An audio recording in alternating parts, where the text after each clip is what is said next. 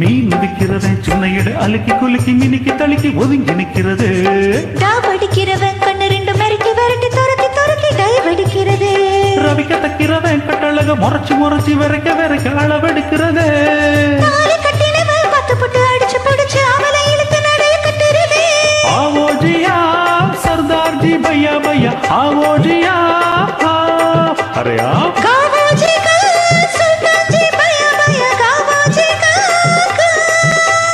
எல்லோரும் இப்போ இங்கே பாய் பாய் ஜெயிங்குலோ.